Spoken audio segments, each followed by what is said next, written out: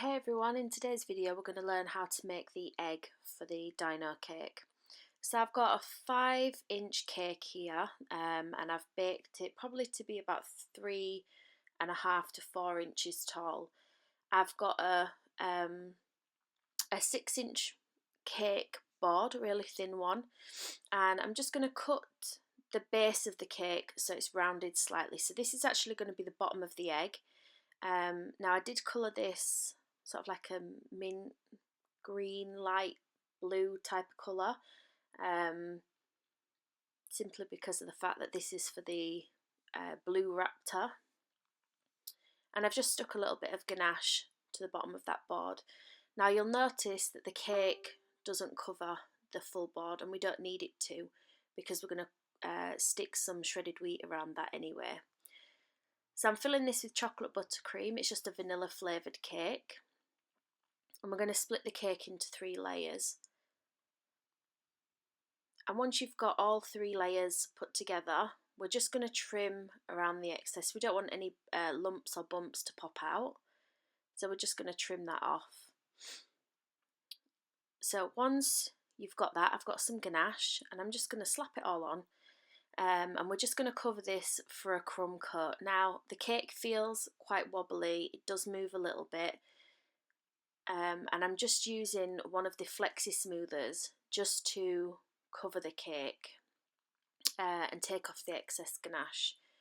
I've used these because you can bend them to sort of shape them a little bit round.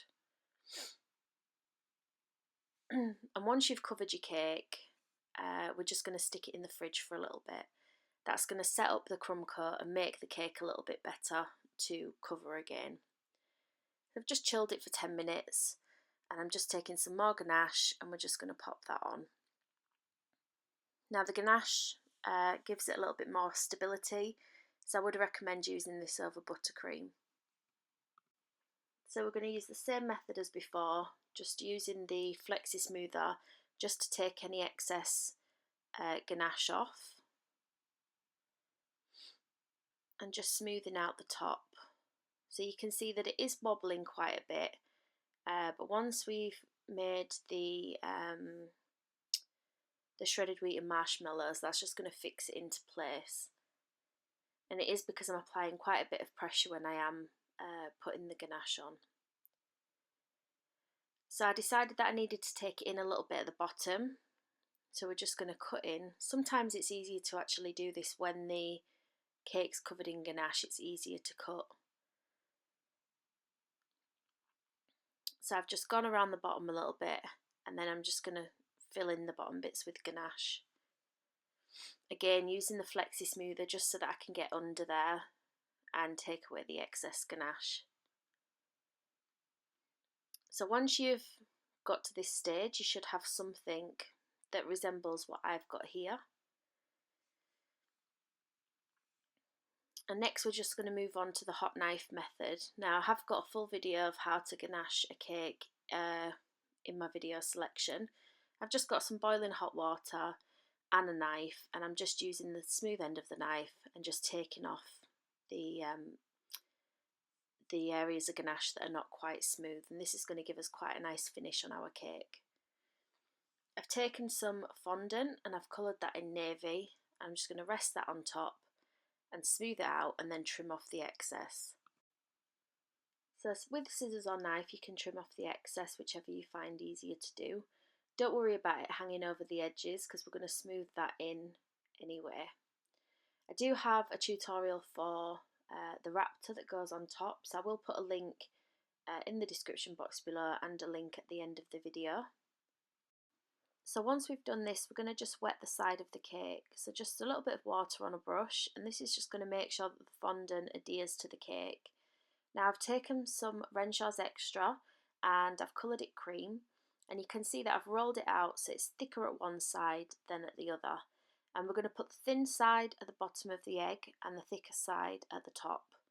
And we're just going to wrap that around and hold it into place. We're going to tuck it as much as we can and trim off any excess.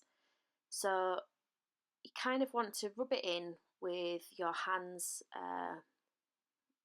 at an angle because we want to try and keep it round So you want to cup the side of the cake whilst you're rubbing it on. The thick side, try not to make it so it flops over completely, because we need to cut this to give it the impression of a cracked egg. So for the join, we're going to trim off any excess, and then we're going to take some smoothers and we're just going to rub those two pieces together, and they will blend together quite nicely. So you see I've got the flexi smoothers again, because you can change the shape of those, so you can cup them to the cake and make them more rounded. Trimming any excess off from the bottom of the egg and getting in there with the flexi smoother as well. So you can see I'm pulling up in an upward motion, and you can see that the join is there at the minute. So we're just literally going to push that together and press it in with our fingers, just so that the fondant sticks together and we can see what we need to blend out. So again, with the flexi smoothers, we're just going to rub that in, and you kind of want to go up and down and then pull in the areas in together as well to get rid of that join. I'm right-handed, so I need it to be at the other side. If it's proving difficult to blend together, or you're using a firmer paste to do the egg, then just take a little bit of water, rub it on the area that needs to be blended in, and then just rub it with your flexi smoother. So you can see that I'm pushing those areas together. You can also add areas like a little bit of fondant. If you wet the fondant with some water, it kind of forms like a bit of a gloop, and you can put that into the crack and blend that in as well. So you can see that I'm pushing the sides of the egg up because we want them to stand up rather than drop down. And I'm just going to start to cut in some zigzag type shapes. Now they don't all want to come down. You want some that go across, and they all want to be at different angles. We're just going to cut around the cake, making sure that we smooth out any rough edges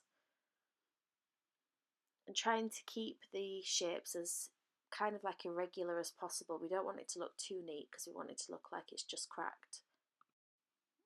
So just keep working your way around the cake. Now the reason that we kept it thicker at the top is so that it stands up better. If we'd have rolled this too thin, then the sharp edges would have just flopped over and it would have been difficult to get the kind of look that we was going for. So make sure that the edges are securely stuck to the side of the cake, and just go over it with a smoother if needed. So I'm just going to try the dinosaur in there and make sure that it's a good fit. I'm curling the edges over slightly because we need to remember that it's an egg, so it comes in as it goes to the top. So I've got some royal blue sugar flare, and we're going to create some cake splatters. So I've just taken a little bit of tissue paper there and popped it in at the side just to support those sharp edges. So I've got some of the royal blue and a thick brush, and I just added a little bit of water to the colour, and I'm just going to work my way around the cake, and I'm just going to flick this on, and it's going to create like a splatter effect. You can do this in any colour, but it was blue that I did it because obviously it's blue the raptor that was coming out of the egg. So just keep going until you're happy with the coverage. And then once you're happy with that, we're going to just paint the inside of the egg. So it's just to give it a more of a wet look, I guess, so that it looks more like the inside of an egg.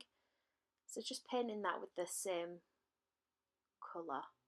So you can see it just makes it a little bit more darker.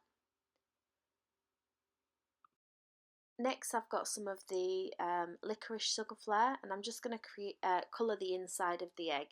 So those sharp bits that come up at the side, you can see I'm just colouring those in, and I'm colouring in the black colour. I did have to do 2 coats of this, so don't worry about getting it all filled out in the first go. So I did 1 coat, let it dry a little bit, and then touched up the areas that were a bit streaky. Now the filming of the shreddies and the marshmallows didn't actually record, but basically all I've done is I've taken probably about 80 grams of marshmallows, the mini ones, heated them in the microwave, and then I've broken around about 3 shreddies into that and just mixed it up. You don't want to see too much of the marshmallows through it, so just keep adding the shredded wheat until you're happy with the final look. Once I placed this on the top of the cake, I then secured it with the shreddies. Now, I have got a tutorial for the bottom dinosaur crate as well that I'll be putting up shortly, and you will find the link to blue at the end of this video. So once you've finished, your dinosaur egg should look something like this. I hope you liked today's video. If you have, please hit the thumbs up button down below. Don't forget to subscribe, and if you'd like to see more of my videos, please click the links on the screen now. Thank you.